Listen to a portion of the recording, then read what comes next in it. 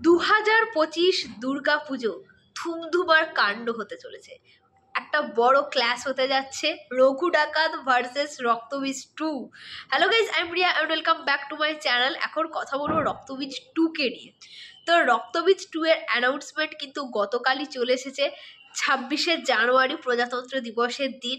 এবং সেই same music, same একটা গায়ে কাঁটা দেওয়া ভাব, এক ফোঁটা রক্ত থেকে একটা রক্তবীজের যে জন্ম, যেই মিউজিক আমরা রক্তবীজে দেখতে পেয়েছিলাম, এবং সেই সেম জিনিসটা রক্তবীজ 2-এই থাকতে চলেছে। রক্তবীজ 2 আসছে, রক্তবীজ 2 যে হবে তার সম্ভাবনা কিন্তু আমরা রক্তবীজেই পেয়ে গেছিলাম। একদম শেষে আমরা কিন্তু অঙ্কুশদার একটা ক্যামিও ছিল, এবং অঙ্কুশদাকে যেভাবে অঙ্কুশদাকে দেখিয়ে সিনেমাটা শেষ করা হয়েছিল, তখনই কিন্তু পুরোপুরি একটা স্পষ্ট ধারণা ছিল যে রক্তবীজ 2 আসবে।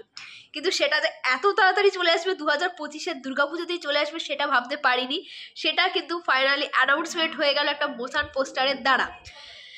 তাহলে এবার দুর্গাপুজোয় তো প্রথমত দেবদার রঘু ডাকাত আসছে। যে রঘু ডাকাতটা একটা অনেক দিনের আগেকার একটা প্রজেক্ট, অনেক দিন ধরে প্ল্যান চিন্তা ভাবনা ছিল, সেই একটা প্রজেক্ট ফুলফিল হতে চলেছে, যেখানে দেবদার নিজেকে সেই রকমভাবেই তৈরি করছে। এবং রঘু ডাকাত নিয়ে সমস্ত দেবিয়ানদের মধ্যে একটা প্রচুর উত্তেজনা রয়েছে। যেরকম খাদান নিয়েও ছিল, তার চেয়েও রঘু ডাকাতের মনে হয় বেশি উত্তেজনাটা বেশি, কারণ রঘু ডাকাত তারও আগেকার একটা চিন্তা ভাবনা প্রজেক্ট।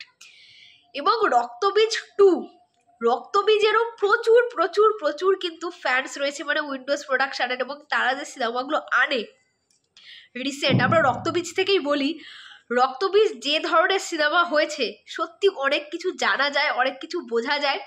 দারুণ একটা সিনেমা হয়েছে, এবং সিনেমার প্রচুর অডিয়েন্স ছিল।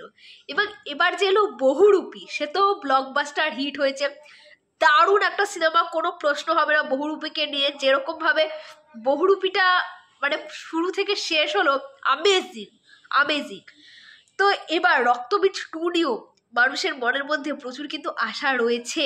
রক্তবীজ 2 মানুষজন কিন্তু অ্যানাউন্সমেন্টের পর থেকে কিন্তু যে কমেন্টসের বন্যাগুলো বয়ে যাচ্ছে, সেখান থেকে কিন্তু বোঝা যাচ্ছে রক্তবীজ নিয়েও মানুষ কতটা এক্সাইটেড।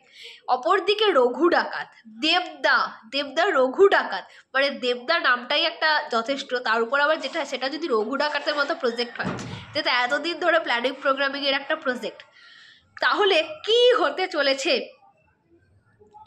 মানে ভাবতে পারছি না। দুর্গাপূজায় আরো অনেক সিনেমাই আসবে, কিন্তু আমার মনে হয় সব থেকে বড় ক্লাসে থাকবে এই দুটো সিনেমা, রঘু ডাকাত আর রক্তবীজ 2। মানে মানুষজনের মধ্যে একটা হই হট্টগোল লেগে যাবে যে কোন সিনেমাটা আগে দেখবো।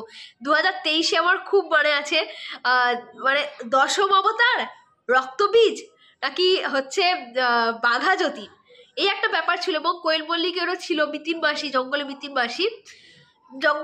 মাসি, যদিও হাইপটা কম ছিল, কিন্তু যে দশম অবতার, রক্তবীজ এবং বাঘা যতীন, এই তিনটের মধ্যে বিরাট একটা কিন্তু ক্লাস তৈরি হয়েছিল।